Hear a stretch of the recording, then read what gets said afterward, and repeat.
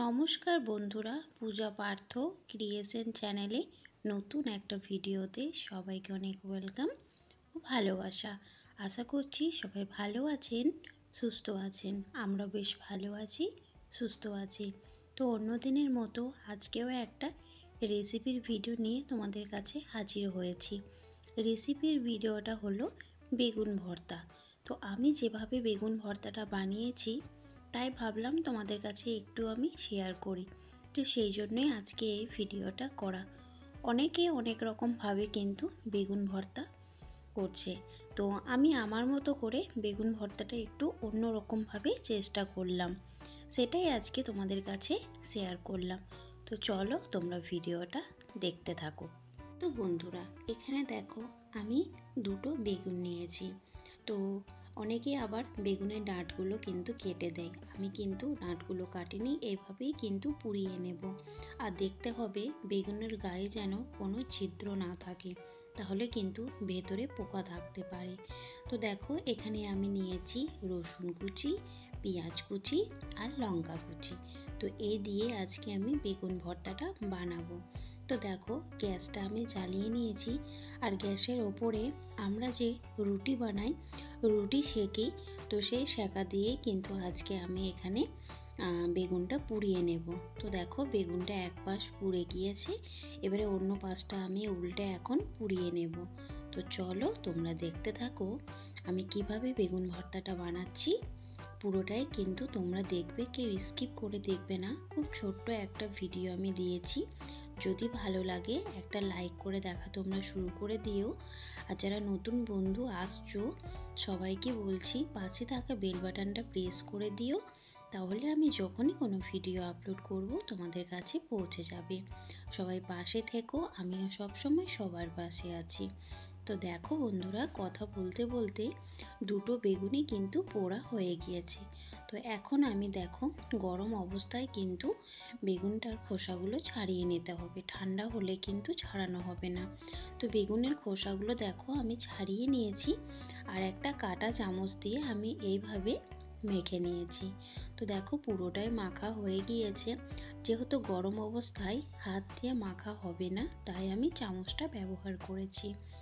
এখানে এখন দেখো কড়া চাপিয়ে দিয়েছি, আর গ্যাসের স্টিমটাকে একদম লো রেখেছি।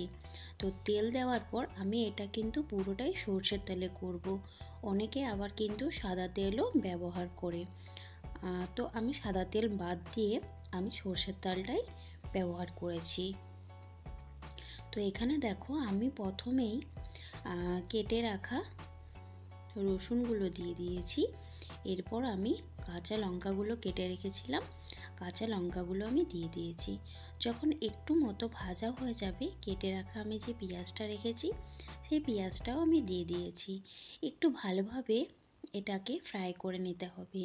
তো বন্ধুরা, এখানে দেখো সব পেঁয়াজ কুচিগুলো দেওয়া হয়ে গিয়েছে। তো খুন্তা দিয়ে কিছুক্ষণ নাড়ার পর দেখো এটা অনেকটাই ভাজা হয়ে গিয়েছে। তো এর মধ্যে আমি এখন একটা একটা করে মশলাগুলো অ্যাড করে নেব। প্রথমেই দেখো আমি এখানে দিয়ে দিয়েছি 1 চামচ ধনিয়া পাউডার, আর দিয়ে দিয়েছি হাফ চামচ লঙ্কার গুঁড়ো।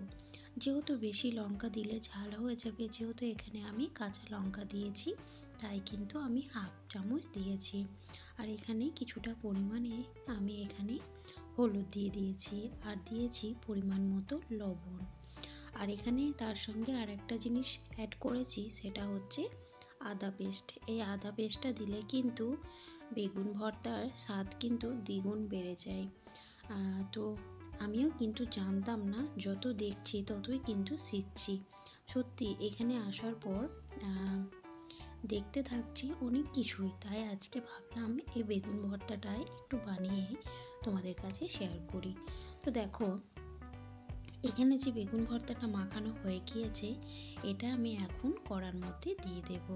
তো বেশ কিছুক্ষণ নাড়াচাড়া করার পর এটাকে তুলে নেব একটা প্লেটের মধ্যে, তোমাদেরকে সার্ভ করে আমি দেখাবো।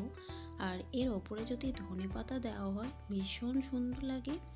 আর এই যে বেগুন ভর্তা, এই বেগুন ভর্তা দিয়েই কিন্তু এক থালা ভাত নিমেষের মধ্যেই কিন্তু পেরিয়ে যাবে। সত্যি বন্ধুরা, আমার কিন্তু বেগুন ভর্তা খেতে ভীষণ ভালো লাগে। সঙ্গে আমার বরেরও খুব প্রিয়। তো আমরা বেশিরভাগই কিন্তু বেগুন ভর্তা বানাই আর এভাবেই বানাই, তাই ভাবলাম আজকে তোমাদের কাছে শেয়ার করি। তো পুরো ভিডিওটাই তোমরা দেখে কমেন্টে জানাবে যে তোমাদের কেমন লেগেছে। কোথাও যদি কোনো ভুল হয়ে থাকে তোমরা ছোট বোন হিসাবে ক্ষমা করে দিও। তো চলো তোমরা ভিডিওটা দেখতে থাকো। তো বন্ধুরা, বেগুন ভর্তা কিন্তু একদমই হয়ে গিয়েছে। তো এখন আমি একটা প্লেটে সার্ভ করে নিয়েছি। আর তোমরা দেখতেই পাচ্ছ গরম অবস্থায় আছে, পুরো একদম যেন ধোয়া বেরোচ্ছে। এত সুন্দর লাগছে আর এত সুন্দর স্মেল আসছে, কি বলবো, পুরো ঘর যেন একদম মোমো মোমো করছে বেগুন ভর্তার। তো পুরো ভিডিওটা দেখার পর তোমাদের কেমন লেগেছে তোমরা কমেন্টে জানিও। আর যারা এই প্রথমবার আমার ভিডিওটা দেখছো তাদেরকে বলছি, পাশে থাকা বেল বাটনটা প্রেস করে দিও আর একটা লাইক করে দিও আর সাবস্ক্রাইব করে পাশে থেকো, তাহলে আমি যখনই কোনো ভিডিও আপলোড করব তোমাদের কাছে পৌঁছে যাবে। তোমরা নতুন নতুন ব্লগ ভিডিও, রেসিপি ভিডিও দেখতে পাবে। ধন্যবাদ, টাটা।